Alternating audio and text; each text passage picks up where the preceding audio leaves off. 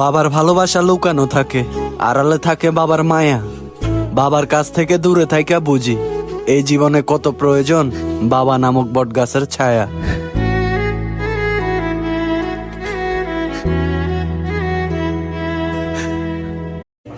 আস্তাগফিরুল্লাহ, আস্তাগফিরুল্লাহ, আস্তাগফিরুল্লাহ। হাঁটছি, চলছি, ড্রাইভিং করছি, বাস স্টেশনে অপেক্ষা করছি, ফিলিং স্টেশনে ফুয়েল নিচ্ছি, পড়বো আস্তাগফিরুল্লাহ।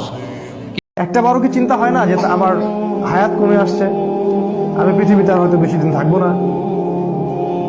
সুবহানাল্লাহ, সময়ের কসম, আল্লাহ পাক সময়ের কসম করে আমাদেরকে সময়ের দিকে দৃষ্টি দিতে বলছেন, সময়ের সম্পর্কে সচেতন হতে বলছেন। সমাধান দিয়েছেন আমাদেরকে কেন জানেন? এতে এই যে সারা বছর আমরা এদিক ওদিকে ছোটাছুটি করে দূরে সরে গেছি না, এখন কাছে আসো, ঘরে আসো, আল্লাহর কাছে আসো। রমজান মাসে কোথায় আসো? আল্লাহর কাছে আসো। কাদের পিছনে জীবনটা নষ্ট করছেন?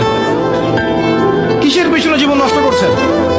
যে আল্লাহ আপনাকে আপনার শরীরে রক্ত দিয়েছেন, মাংস দিয়েছেন, ঘাম দিয়েছেন, শক্তি দিয়েছেন, সামর্থ্য দিয়েছেন, হায়াত দিয়েছেন, রিজিক দিয়েছেন, আল্লাহর জন্য কি করলেন আজ পর্যন্ত?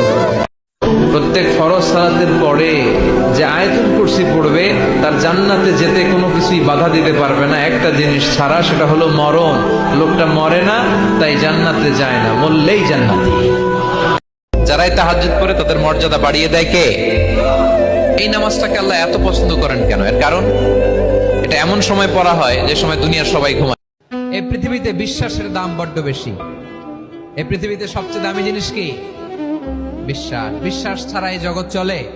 এজন্য জ্ঞানীরা বলে, বিশ্বাসে মিলাই বস্তু, তর্কে বহুদূর।